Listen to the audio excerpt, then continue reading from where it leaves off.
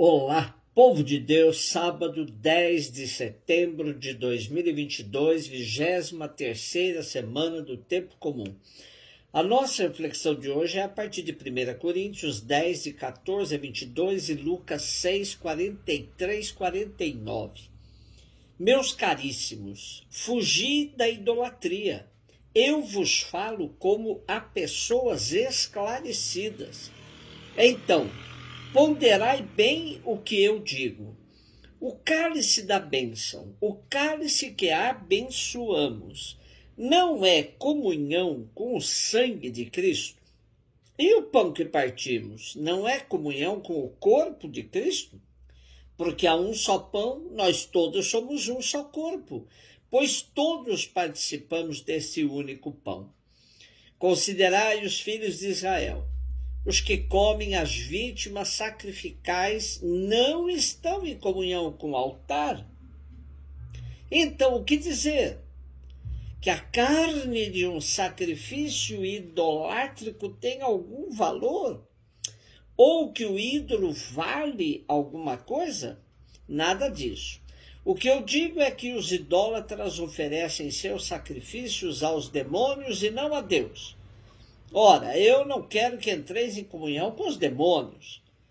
Vós não podeis beber do cálice do Senhor e do cálice dos demônios. Vós não podeis participar da mesa do Senhor e da mesa dos demônios. Ou, quem sabe, queremos excitar o zelo santo do Senhor. Somos, porventura, mais fortes do que ele?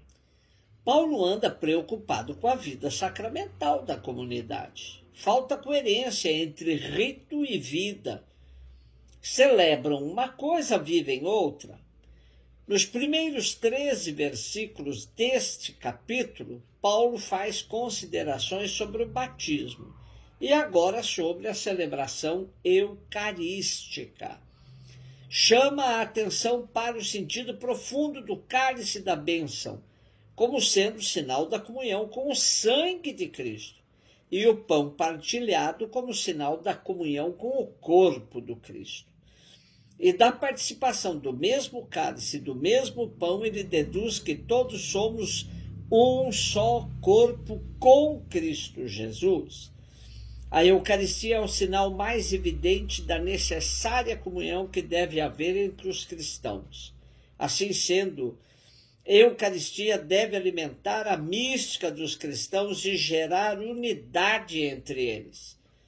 Se não forem esses seus frutos, pode ser que estejam celebrando culto idolátrico, que nada tem a ver com o sacrifício do Cristo. Paulo também se volta a um tema que lhe é muito caro.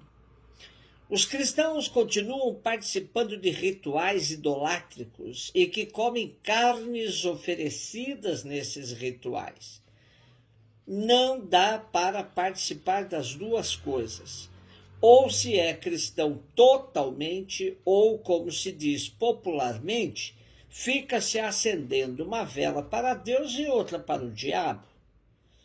Paulo reprova absolutamente tal comportamento. Ele, inclusive, diz que quem assim procede está provocando a ira de Deus. Diz ele, queremos excitar o zelo santo do Senhor? E assim alerta, com Deus não se brinca, pois por acaso somos mais fortes do que ele? Desta feita, o apóstolo cobra coerência entre aquilo que se celebra, aquilo que se vive. Nada de vida dupla. Mais para frente, ele afirmará que aquele que assim procede comungará a própria condenação. Lucas 6, 43, 49. Disse Jesus aos seus discípulos, não existe árvore boa que dê frutos ruins, nem árvore ruim que dê frutos bons. Toda árvore é reconhecida pelos seus frutos. Não se colhem figos de espinheiros, nem uvas de plantas espinhosas.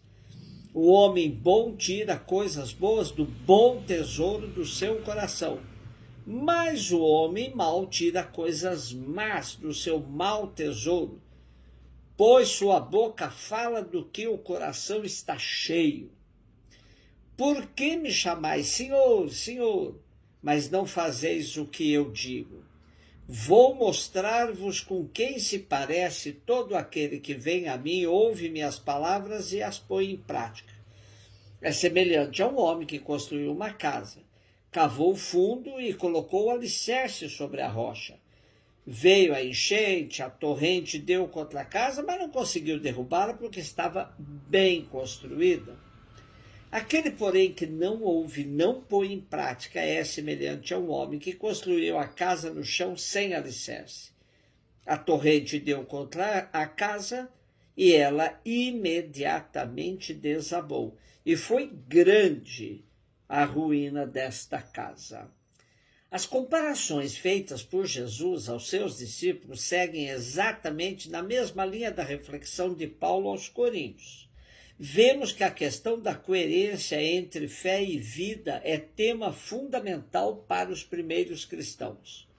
Os versículos de hoje estão como que a confirmar tudo o que se disse sobre as bem-aventuranças e malaventuranças, árvore boa e árvore má, casa construída sobre a rocha, casa construída sobre a areia.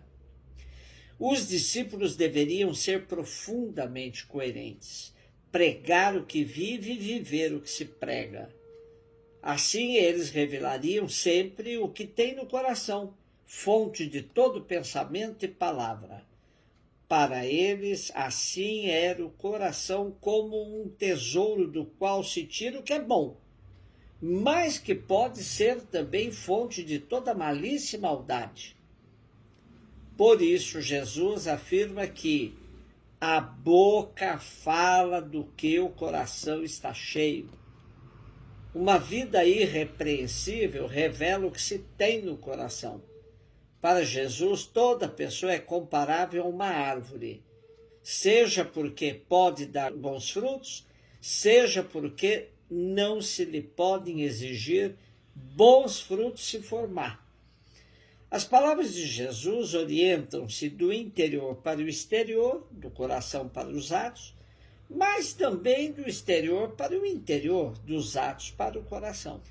Essas palavras, que certamente fizeram tremer os discípulos, devem nos fazer tremer ainda hoje. Nosso país atravessa um período de trevas, onde a palavra de Deus é usada e abusada. Em nome de Deus se cometem as maiores barbáries. Se prega armamento, se ensina o ódio ao irmão que pensa diferente e até se mata. Se a boca fala do que o coração está cheio, como afirma Jesus, tal coração está cheio de vontade de eliminar as pessoas que discordam de nós. Não podemos, em hipótese alguma, alimentar esse sentimento. Precisamos urgentemente retomar o caminho da comunhão, da busca em conjunto de um outro mundo possível. De nada adianta o censo registrar que ainda somos um país de maioria cristã, evangélica ou católica, se na prática vivemos de costas para o evangelho, para o amor e para a busca de comunhão. Um beijo no seu coração.